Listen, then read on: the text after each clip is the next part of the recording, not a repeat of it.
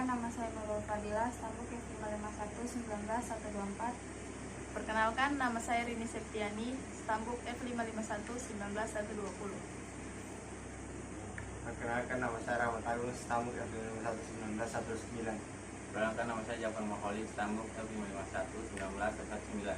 Perkenalkan, nama saya Michael Fernando, stambuk F551-19121. Kali ini kami akan menjelaskan dari 14 topik mata kuliah pemrograman jaringan mengenai pemrograman C#. Langsung saja ke video penjelasannya.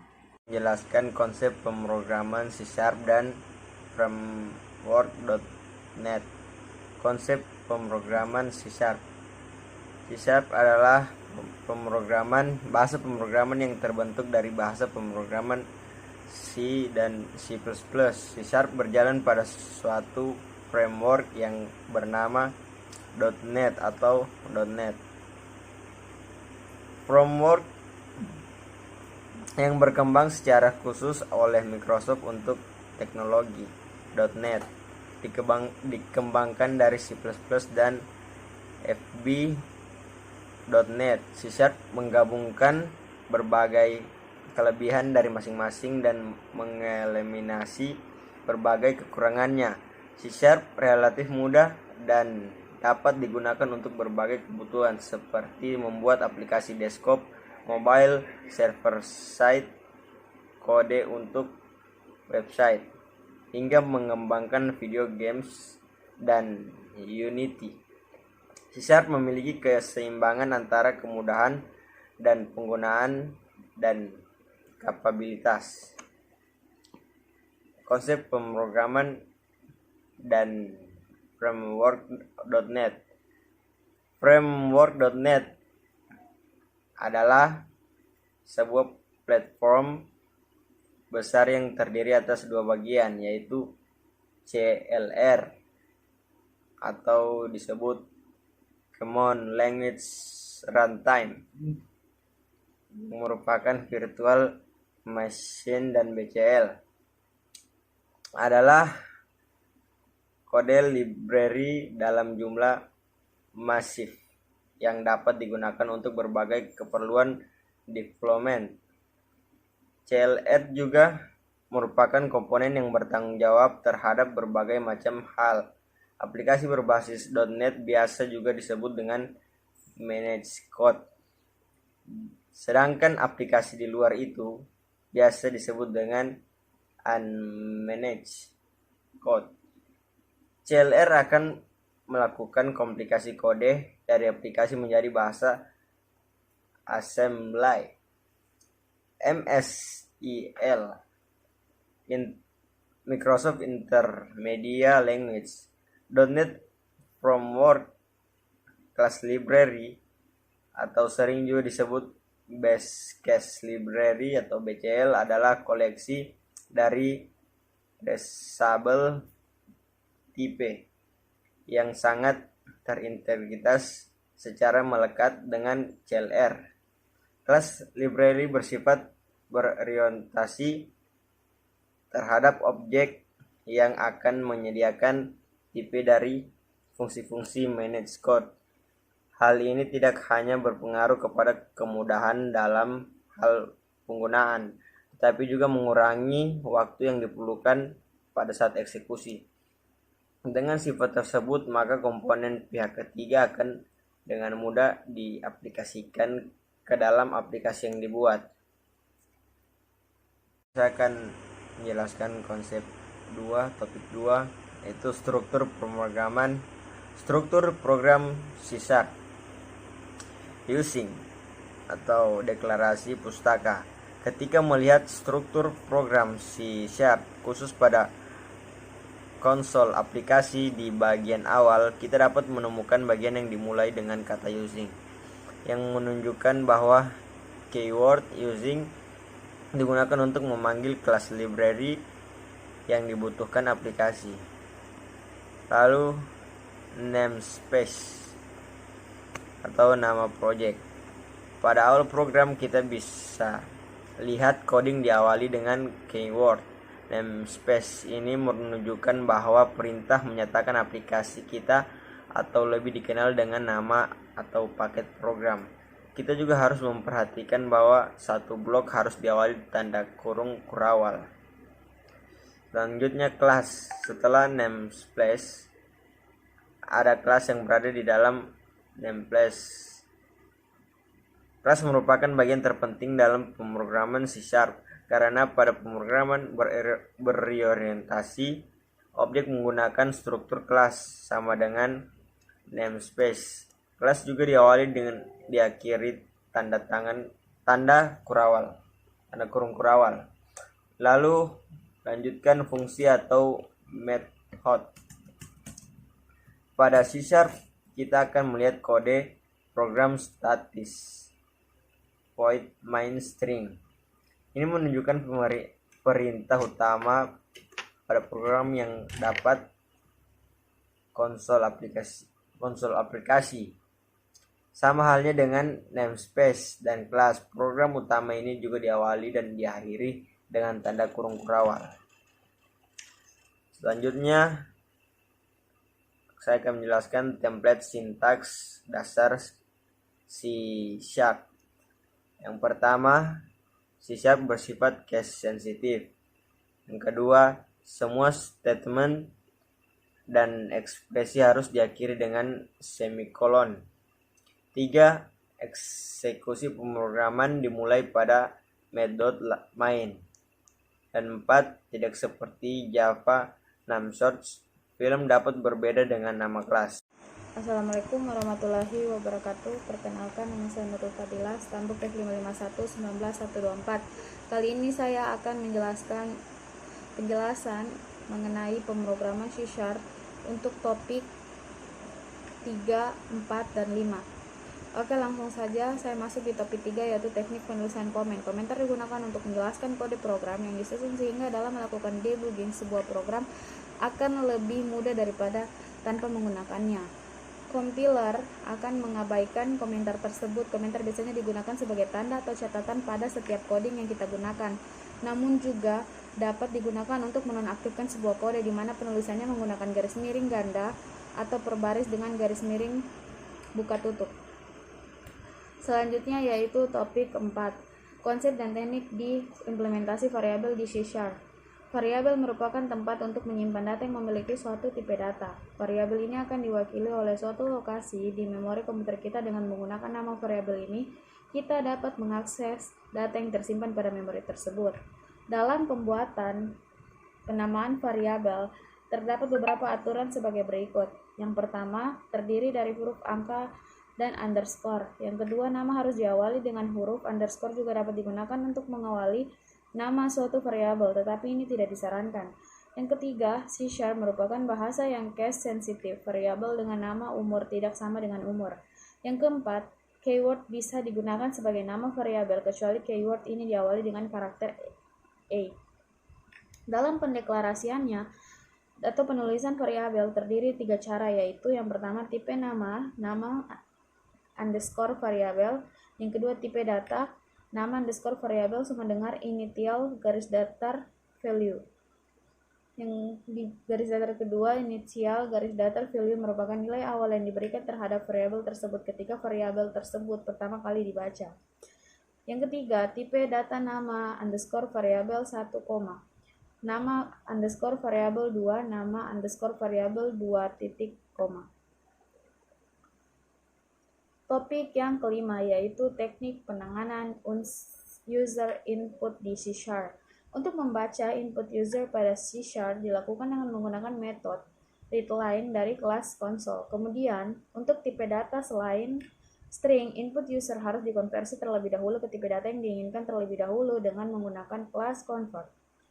Ada beberapa metode dari convert yang dapat digunakan, yaitu yang pertama toBase 64 string, yang kedua to boolean, yang ketiga to bit, yang keempat to char, yang kelima to date time, yang keenam to decimal, yang ketujuh to double, yang ke-8 tahun 16, yang ke-9 tahun 32.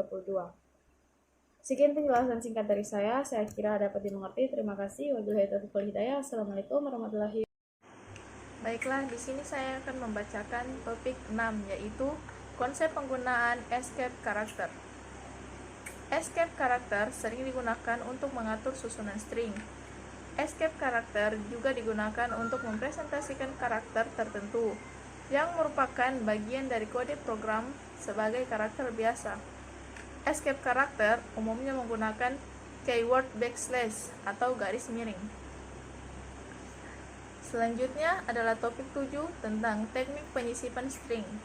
String adalah tipe data yang sangat banyak digunakan, sehingga string menjadi suatu tipe data yang penting.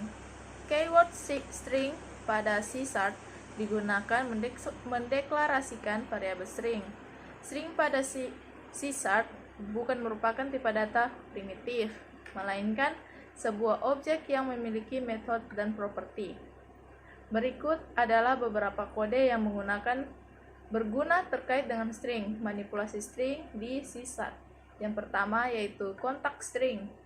Metode ini digunakan untuk mengkombinasi atau menggabungkan sebuah string untuk ditambahkan pada akhir string lainnya. Yang kedua, insert string. Metode insert string digunakan untuk menggabungkan kata di posisi manapun. Yang ketiga, remove string. Metode insert memiliki metode yang berkebalikan, yaitu metode remove. Dengan melakukan akses terhadap metode ini, maka dengan mudah karakter yang dimana akan dihapus. Yang keempat, extract string. Pada metode ini, tidak perlu menghapus atau memotong beberapa karakter untuk mengambil sebuah string dari sebuah kalimat. Yang kelima, replace string. Untuk metode ini, paling banyak digunakan waktu kita malas untuk mengganti tiap string secara manual. Yang keenam, copy string. Copy string ini merupakan metode terakhir yang bermanfaat dalam melakukan manipulasi string. Hasil keluaran dari metode ini berupa copy dari string yang ada. Selanjutnya yaitu konsep ke-8. Konsep dan teknik percabangan di C#. Percabangan atau decision making adalah kemampuan dari program untuk membuat pilihan dan melakukan hal yang berbeda berdasarkan perubahan status dari program. Jenis-jenis percabangannya yaitu 1. Percobaan if dan if else. If statement, pernyataan if digunakan untuk mengecek atau membandingkan dua buah variabel ataupun mengevaluasi suatu kondisi. Jika kondisinya bernilai true, maka kode program di dalam blok pernyataan if akan bereksekusi. Sebaliknya, jika kondisinya bernilai false, maka kode program di dalam blok tersebut akan diabaikan.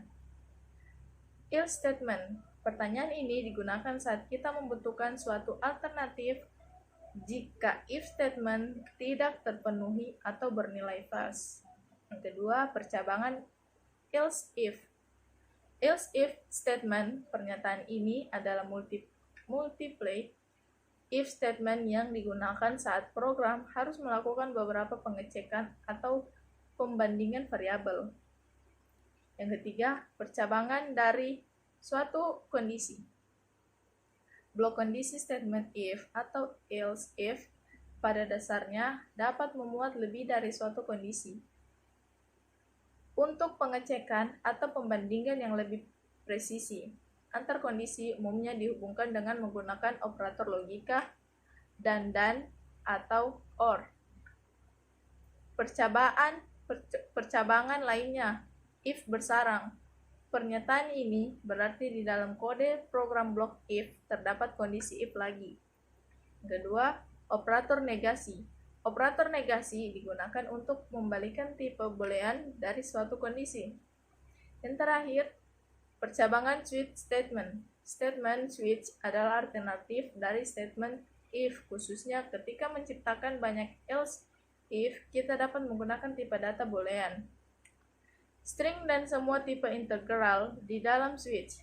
Statement break menandakan eksekusi program harus keluar dari statement switch jika salah satu case telah kembali. Sekian dan terima kasih.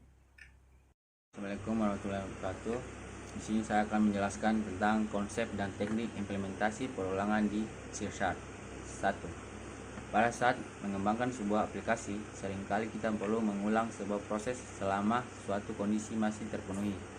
Misalnya, ketika kita perlu menampilkan puluhan atau bahkan jutaan daftar produk, pengulangan garis miring iteration, atau ketika sebuah proses perlu dieksekusi terus-menerus selama sebuah kondisi terpenuhi, perulangan atau loop. Kita memerlukan sebuah konstruksi yang mampu melakukan pekerjaan tersebut untuk kita. Dan perulangan atau iterasi memungkinkan suatu statement atau kumpulan statement dieksekusi lebih dari satu kali oleh kontrol program.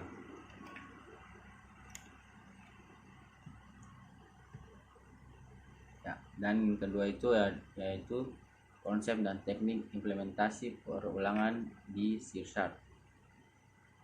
Perulangan while.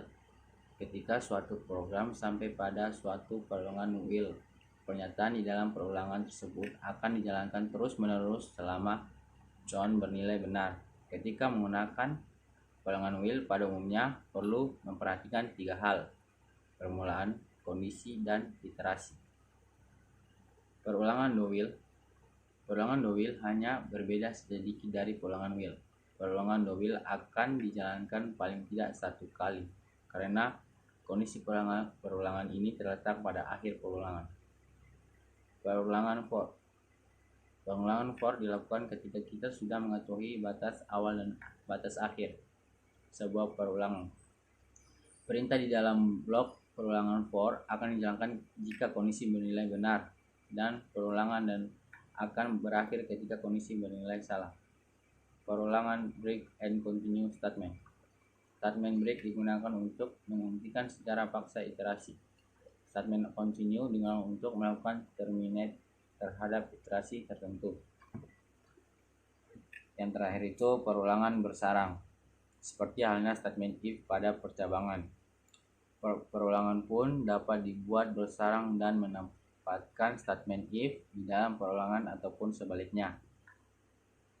Perulangan bersarang umumnya digunakan untuk mengontrol proses terhadap array 2 dimensi atau lebih.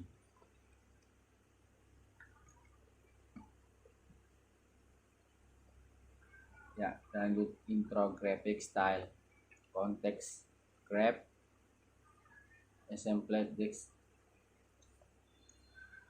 Konsep dan teknik implementasi operator di C#. Operator adalah simbol yang memperhatikan kepada kompiler untuk melakukan manipulasi matematik atau logika tertentu.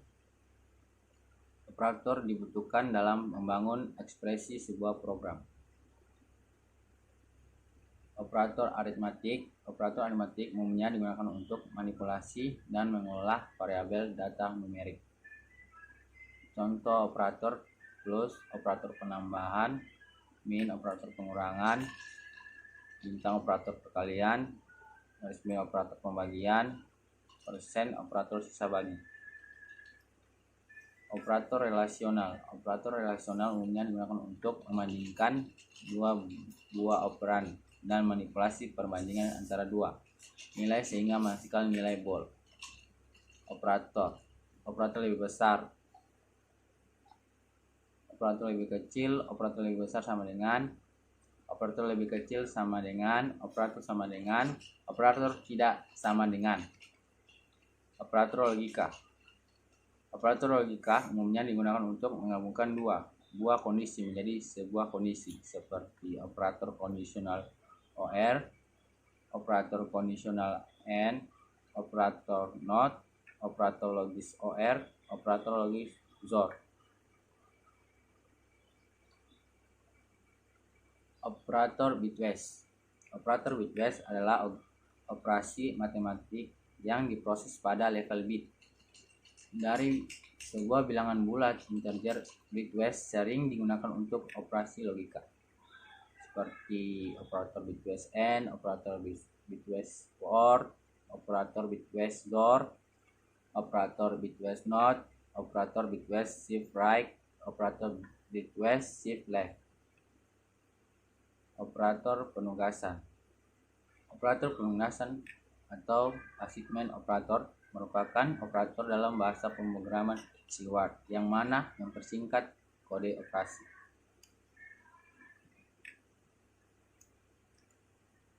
Konsep dan teknik implementasi array di C#.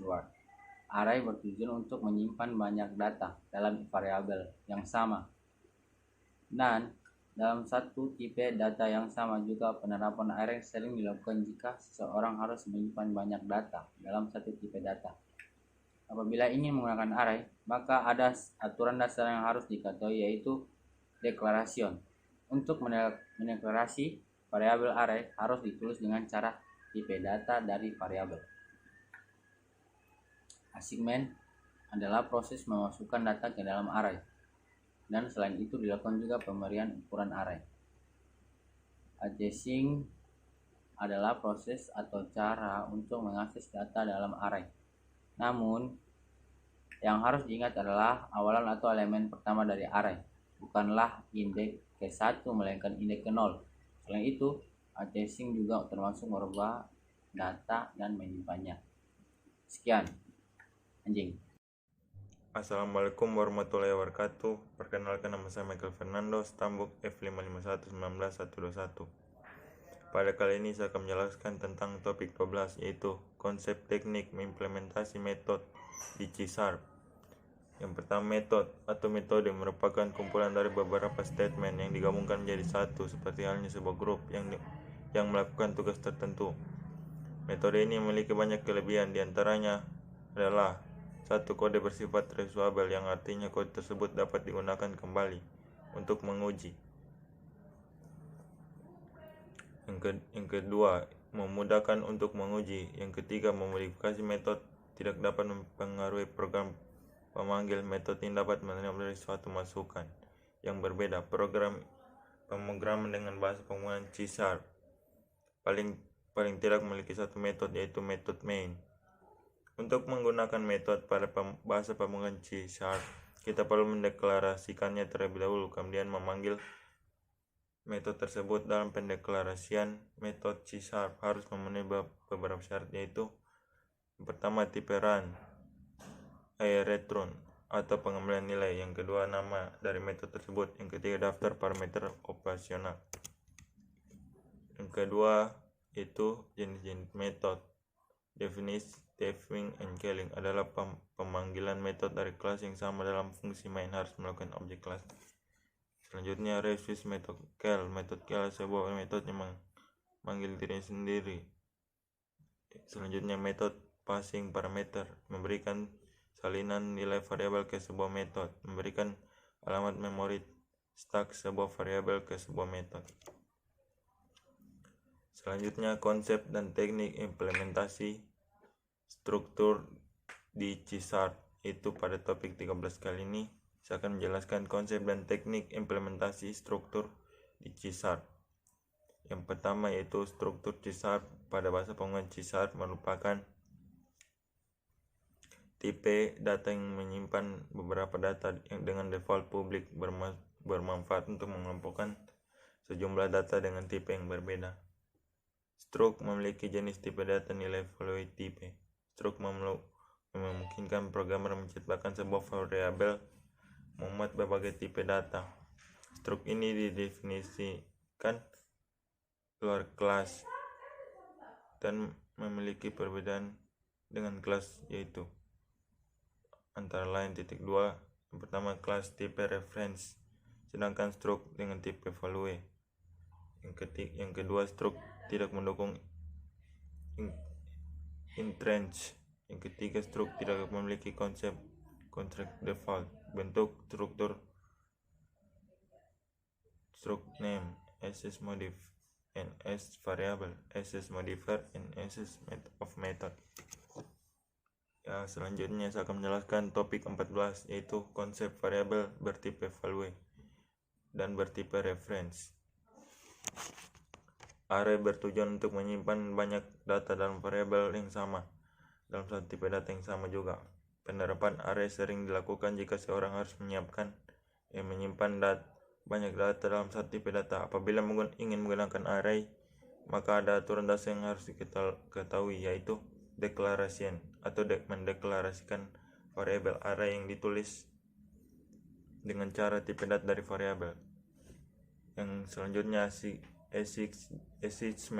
assessment adalah proses masukkan data ke dalam array dan selain itu dilakukan juga pemberian ukuran array. Assessing adalah proses cara mengasah data dalam array, namun yang harus diingat adalah awalan atau elemen pertama dari array bukanlah indeks ke 1 melainkan indeks ke 0. Selain akses juga masuk merubah data yang menyimpannya.